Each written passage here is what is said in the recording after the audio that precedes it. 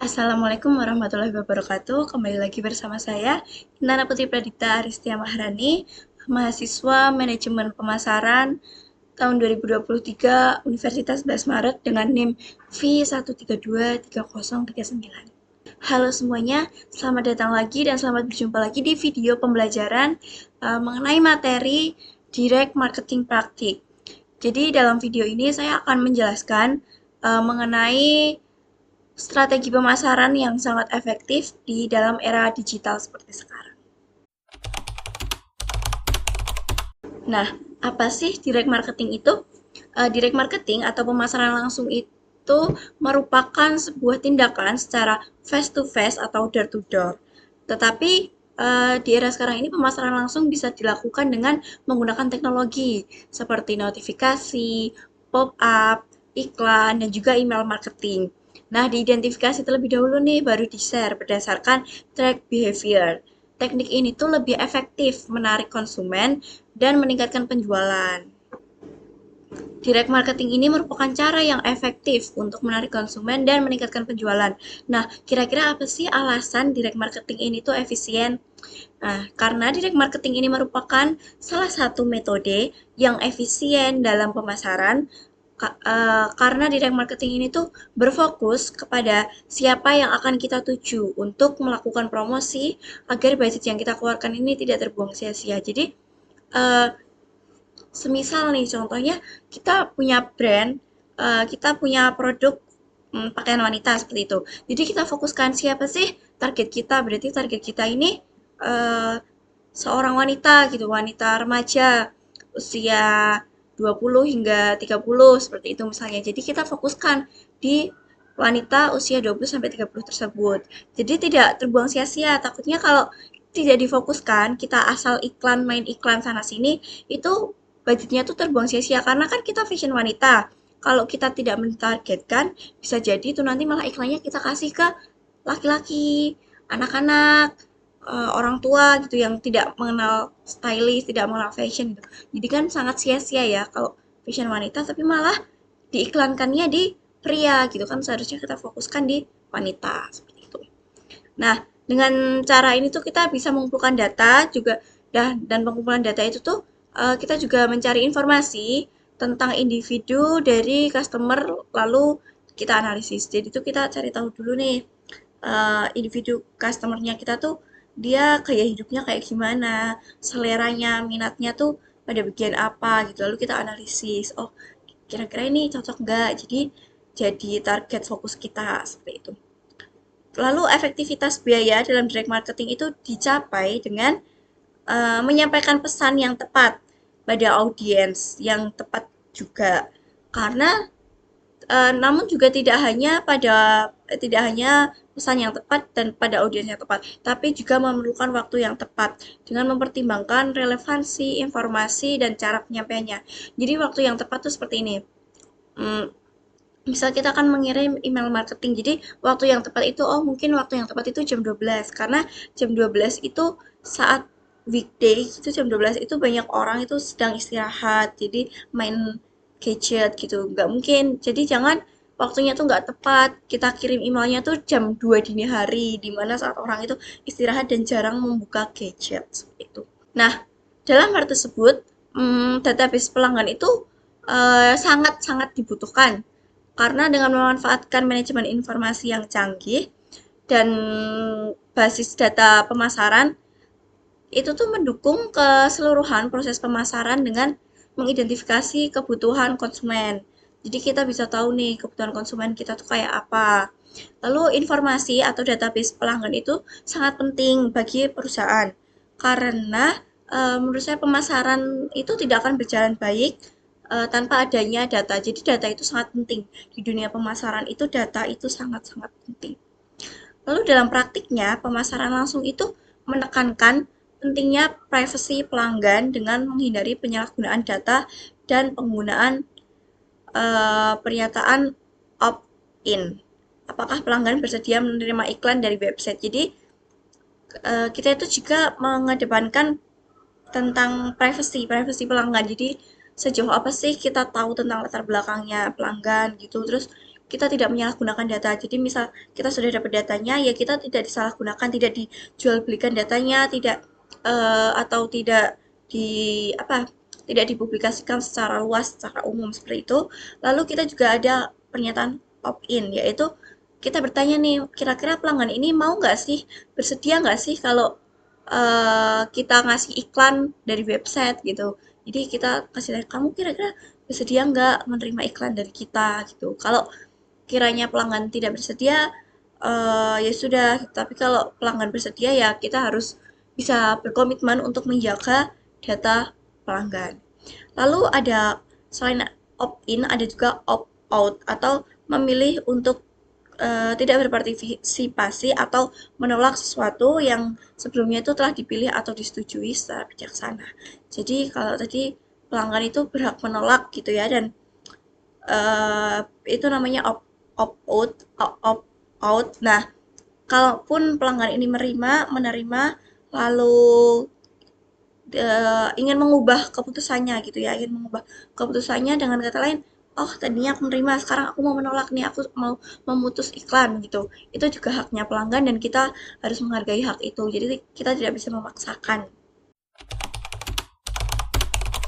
Di balik efisiensinya direct marketing ini pastinya ada beberapa faktor.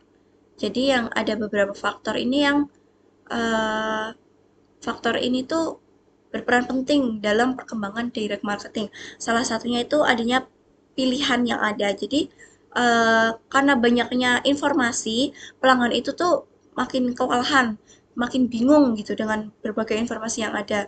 Jadi terlalu banyak pilihan gitu ya. Lalu ada more information available atau ini tuh terlalu banyak informasi yang ada. Terus ada greater pressure on customer budget, yaitu konsumen sekarang ini tuh lebih baik dalam mengelola budget. Jadi konsumen di era digital ini tuh, di era saat ini konsumen itu tuh lebih pandai gitu ya dalam mengelola budgetnya mereka. Jadi mereka tuh bisa menyesuaikan. Nah, lalu selain ada faktor perkembangan direct marketing, ada juga nih tantangan utama buat direct marketing. Tantangannya itu ada pada budget alokasi, yaitu gimana sih caranya kita bisa mencapai konsumen dengan media yang ada dengan budget yang terbatas. Tantangannya itu jadi budgetnya kita terbatas. Nah, budget perusahaan itu terbatas. Nah, tantangannya itu bagaimana sih dengan budget terbatas itu kita bisa maksimal, kita bisa alokasikan, bisa mencapai konsumen dengan media yang ada. Metode ini tuh, metode dan perancangan yang akurat ini tuh penting untuk sumber daya yang efektif. Jadi tuh pentingnya sebuah perancangan agar sumber daya yang kita pakai, yang kita keluarkan itu efektif. Lalu karena data pelanggan, database pelanggan di direct marketing ini tuh sangat penting, sangat dibutuhkan. Nah, kita ini juga ada bagaimana sih cara mendapatkan database pelanggan. Gimana sih kita itu bisa mendapatkan database pelanggan?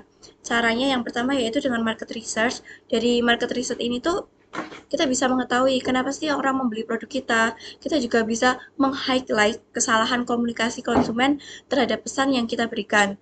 Lalu setelah itu tuh kita bisa mengidentifikasi kenapa orang itu tidak merespon pesan kita. Jadi kita tuh melakukan riset, kenapa ya? Apa sih faktor apa sih yang menyebabkan konsumen itu membeli produk kita?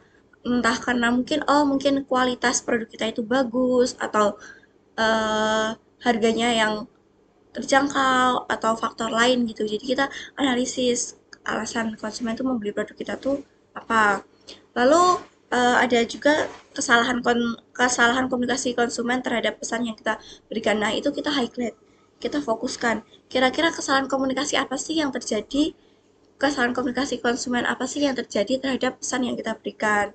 Lalu terus kita identifikasi, kira-kira kenapa ya konsumen itu tidak tidak membalas pesan kita. Jadi misal kita mengirim email marketing atau apa, terus konsumen itu tidak menjawab, tidak membalas. Nah, kita identifikasi, kira-kira kenapa ya mereka tidak menjawab? Mungkin karena waktu yang kita sampaikan itu tidak tepat. Jadi kita mengirimnya mungkin jam 10 pagi gitu ya, dimana orang-orang itu lagi sibuk-sibuknya kerja gitu, jadi tidak sempat membuka handphone ataupun membuka jadi terabaikan gitu, atau uh, gaya bahasa kita yang kurang menarik, kurang kalau sekarang mungkin kita targetnya tuh Gen Z, mungkin gaya bahasa kita kurang Gen Z banget apa gimana gitu ya. Terus ada yang kedua itu ada database pelanggan. Nah, pada hal ini kita harus mendapatkan informasi yang akurat dan up to date. Jadi contohnya seperti kayak eh, alamat pelanggan kita. Pelanggan kita ini domisilinya di mana sih? Nomor teleponnya, terus alamat email, media sosial lainnya, dan informasi lainnya.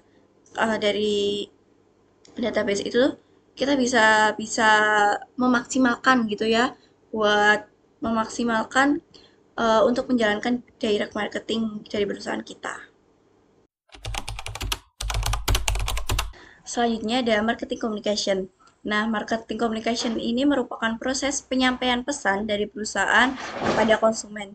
Tujuannya yaitu untuk membangun kesadaran, minat, keinginan, hingga tindakan terhadap suatu produk atau layanan. Jadi, tindakan pembelian. Komunikasi pemasaran ini tuh mencakup segala bentuk pesan promosi seperti iklan, promosi penjualan, public relation, atau direct marketing, dan juga digital marketing. Tujuannya adalah menciptakan hubungan yang kuat antara brand dan konsumen melalui pesan yang konsisten dan relevan. Nah, marketing communication ini memiliki 4 tujuan utama, yaitu yang pertama, menginisiasi sebuah hubungan. Ini tuh memperkenalkan merek atau produk kepada calon pelanggan untuk pertama kalinya. Jadi contohnya itu sebuah brand make up gitu ya, membagikan sampel gratis, memberi sampel gratis kepada konsumennya melalui acara-acara kampus atau event-event yang lain gitu. Lalu yang kedua ada membangun hubungan menuju transaksi penjualan. Jadi tujuannya ini tuh untuk mendorong calon pelanggan agar mengambil tindakan membeli setelah mengenal merek kita. Jadi setelah menerima sampel, uh, orang yang menerima sampel tadi tuh mendapat email promo, misalnya diskon 20% jika membeli dalam waktu seminggu atau membeli dalam jam jam tertentu seperti itu. Lalu ada yang ketiga, menjaga sebuah hubungan. Menjaga sebuah hubungan itu kayak memelihara interaksi jangka panjang dengan pelanggan agar mereka itu tetap setia, tetap loyal terhadap terhadap produk kita. Jadi contohnya tuh brand skincare tadi itu rutin mengirimkan tips perawatan, tips merawat kulit, atau memberikan poin loyalty di setiap pembelian. Jadi ada kayak membership gitu. Jadi tuh pelanggan tuh tetap setia dengan kita gitu loh. Lalu ada reactification atau perbaikan hubungan. Seperti memulihkan kepercayaan pelanggan jika pernah mengalami kesalahan atau masalah atau ketidakpuasan. Jadi misal seorang pelanggan nih komplain karena produk rusak, jadi pelanggan membeli produk kita secara online, lalu saat pengiriman ini produknya rusak. Nah, lalu kita tuh langsung mengirimkan pengganti gitu loh, atau voucher kita kasih misal diskon 50% deh sebagai permintaan maaf kita. Nah, itu tuh merupakan rectification, perbaikan hubungan. Keempat tujuan tadi itu menunjukkan bahwa komunikasi pemasaran itu tidak hanya sekedar menjual produk, tapi juga membangun dan menjaga hubungan jangka panjang dengan konsumen. Selanjutnya ada istilah objective SMART. Nah, SMART ini tuh merupakan singkatan dari specific, measurable, achievable, realistic, dan time. Spesifik sendiri itu kita memastikan objek yang kita buat ini harus spesifik. Lalu measurable, objeknya itu harus bisa diukur. Jadi harus ada angkanya gitu ya, bukan hanya abstrak. Jadi bisa diukur. Lalu ada achievable, yaitu objeknya itu harus masuk akal agar bisa diraih, harus masuk akal agar kita itu bisa mencapainya. Lalu ada realistik, yaitu harus realistis, logis lah. Lalu ada time, harus ada timeline, date atau deadline gitu ya, deadline waktunya, tenggat waktunya. Nah, budget allocation pada elemen ini tuh kita sudah pasti untuk membutuhkan analisis forecast. Berarti Target setahun itu bisa kita lihat dari target per minggunya, lalu besaran dana iklannya. Nah, semua ini tuh berdasarkan eh, penjualan, jumlah penjualan itu ingin menemukan hubungan antara budget pemasaran dan IMC. Jadi kita itu harus mengalokasikan dana yang kita miliki gitu. Strategi pesan kreatif atau creative message strategy. Strategi pesan kreatif ini tuh merupakan cara merancang dan menyampaikan pesan pemasaran agar menarik, mudah dipahami dan konsisten sehingga itu mampu membujuk audiens atau konsumen untuk tertarik pada produk atau layanan kita. Pengembangan konsep kreatif ini tuh kita menentukan gitu. Kita menentukan apa sih yang ingin kita katakan dan bagaimana sih cara kita menyampaikannya. Jadi apa yang ingin kita sampaikan dan gimana cara penyampaiannya. Contohnya itu kalau kita jualan kopi gitu ya, pesannya tuh bisa kayak bikin semangat pagimu, bikin semangat harimu gitu. Dan penyampaiannya tuh bisa lewat video lucu atau postingan Instagram atau juga testimoni pelanggan. Jadi itu apa sih yang mau kita sampaikan gitu. Nah, dalam strategi pesan kreatif ini tuh juga ada tantangannya. Tantangannya yaitu konsistensi pesan di semua saluran. Artinya tuh pesan yang kita sampaikan yang ada di Instagram, mungkin iklan YouTube, spanduk, atau email promosi itu harus tetap membawa inti pesan yang sama. Jadi harus konsisten. Inti pesannya itu harus sama antara platform satu dengan platform lain, Instagram dan lain sebagainya. Nah, jangan sampai di satu platform itu kita bilang kopi kita tuh paling murah gitu. Tapi di platform lain tuh kita bilang kopi kita itu paling eksklusif. Nah, dari situ kan sudah kelihatan tidak konsisten. Jadi kayak kita harus mengedepankan konsistensi gitu. Nah, kenapa konsistensi ini tuh penting? Karena agar merek itu mudah dikenali dan konsumen itu tidak bingung tentang apa yang sebenarnya kita sampaikan, tentang apa sih sebenarnya keunggulan dari produk kita. Karena kalau kita nggak konsisten, pelanggan itu jadi bingung. Ini tuh sebenarnya kopinya tuh paling murah atau paling eksklusif.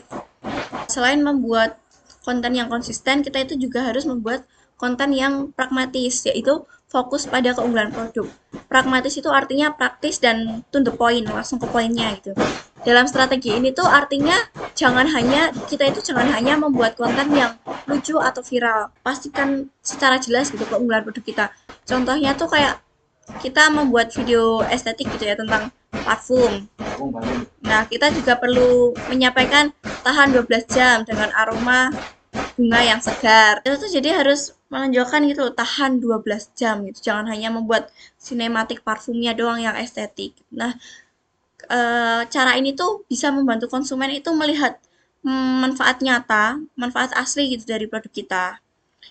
Jadi strategi pesan kreatif itu yang efektif harusnya itu punya pesan utama yang kuat, konsisten di semua saluran ini paling penting, terus lalu menekankan keunggulan produk secara praktis atau pragmatis. Ini itu merupakan cara menyampaikan pesan pemasaran melalui media yang tepat. Jadi cara penyampaiannya gitu ya, baik dalam media konvensional maupun media digital.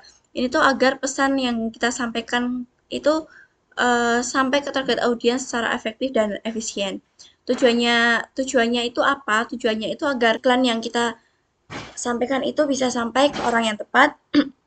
Lalu biaya yang kita keluarkan itu tidak sia-sia atau biayanya itu tidak boros. Lalu hasilnya itu maksimal. Jadi misal kayak produknya dikenal atau bahkan dibeli dan viral gitu ya. Terus jenis media yang digunakan itu media legasi atau media konvensional. Ini tuh media lama atau tradisional yang sudah ada sejak dulu, misalnya itu TV, radio, majalah atau koran. Terus ada juga media digital, media yang berbasis internet dan teknologi gitu ya. Misalnya media sosial ada kayak Instagram, TikTok, Twitter. Terus kita bisa target usia, lokasi, minat. Ada juga email marketing dan juga website. Strategi media delivery ini tuh membantu memilih media yang paling efektif dan paling efisien secara biaya untuk menyampaikan pesan pemasaran. Gabungan media konvensional dan digital itu bisa memberi hasil yang maksimal jika direncanakan dengan tepat. Jadi jangan cuma gara-gara ya udahlah aku pilih keduanya gitu. Aku pilih pemasarannya itu melalui media konvensional dan media digital. Tapi itu akan sia-sia kalau kita itu tidak merencanakannya secara tepat. Pengukuran kinerja. Nah, pengukuran kinerja pemasaran sendiri merupakan evaluasi seberapa efektif dan efisien strategi pemasaran yang sudah dijalankan. Jadi tujuannya untuk mengetahui apakah kegiatan pemasaran yang sudah kita lakukan itu mencapai tujuan yang ditetapkan atau tidak. Seperti penjualannya itu meningkat atau tidak, terus pangsa pasarnya itu jadi luas atau tidak gitu. Nah, yang diukur itu biasanya seperti pencapaian tujuan pemasaran kayak volume penjualan, pangsa pasar, profita profi, profitabilitas atau juga ROI atau return of investment. Nah, metrik metrik pengukurannya itu bisa berbeda untuk media yang berbeda. Misal untuk media tradisional gitu ya, untuk iklan tradisional biasanya menggunakan metrik AIDA atau attention, interest, desire, dan action. Terus untuk media digital itu lebih mudah diukur secara langsung dan real time. Contohnya itu metriknya CTR. CTR atau click through rate, yaitu berapa sih orang yang mengklik, memencet iklan setelah melihatnya gitu. Jadi berapa berapa banyak orang yang klik iklan kita. Terus juga ada kunjungan situs. Dari iklan tersebut tuh, dari iklan tersebut atau dari kampanye yang kita jalankan itu meningkatkan traffic ke website nggak, banyak nggak yang mengunjungi website kita gitu. Terus ada conversion rate, yaitu berapa persen pengunjung yang melakukan pembelian atau tindakan yang diinginkan. Jadi dari tadi banyaknya orang yang klik, banyaknya orang yang mengunjungi situs, itu berapa persen gitu pengunjung yang akhirnya melakukan pembelian. Lalu ada engagement rate, yaitu berapa banyak orang yang menyukai, membagikan, atau berkomentar di konten kita. Pengukuran kinerja ini tuh penting karena kita dapat mengetahui apa yang berhasil dan apa yang tidak berhasil. Terus kita juga bisa menghemat biaya pemasaran, lalu juga bisa meningkatkan strategi promosi di masa yang akan datang. Nah, pengukuran kinerja ini membantu dalam mengevaluasi keberhasilan pemasaran, baik lewat media tradisional maupun digital. Setelah mendapatkan data konsumen, kita itu juga harus mengelola data konsumen. Mengelola data konsumen ini tuh artinya kita mengumpulkan, menyimpan, dan menggunakan informasi dari pelanggan agar kita itu bisa memahami pelanggan secara baik. Nah, jenis data konsumen yang dicari itu seperti data yang diinput konsumen. Jadi kayak nama, alamat email, nomor handphone, jenis kelamin, tanggal lahir gitu. Terus ada informasi transaksi, kayak apa sih yang mereka beli dan kapan mereka beli, terus jumlah yang mereka beli itu ada berapa dan berapa harganya, terus lama menjadi pelanggan. Sudah berapa lama menjadi pelanggan kita? Apakah pelanggan baru atau pelanggan yang sudah lama, yang sudah bertahun-tahun? Lalu ada data gaya hidup atau lifestyle. Ini tuh seperti kebiasaan, hobi, minat, dan cara mereka hidup sehari-hari. Terus biasanya didapatkan dari kuesioner atau survei. Lalu ada data bisnis. Biasanya ini tuh untuk B2B atau business to business, yaitu kayak jenis bisnis pelanggan. Pelanggan itu tuh punya bisnis apa, retail atau bank, terus kode industrinya, ukuran perusahaannya, kayak jumlah karyawannya, jumlah aset. Lalu bagaimana cara mengumpulkan data? Nah, cara mengumpulkan datanya itu kita bisa melalui internal, yaitu dari dalam perusahaan, yaitu minta staff kita, minta karyawan kita untuk mengumpulkan informasi saat berinteraksi dengan pelanggan. Contoh saat telepon atau saat tatap muka. Lalu ada eksternal, yaitu dari luar perusahaan. Ini cari data industri dari laporan atau beli data dari penyedia khusus.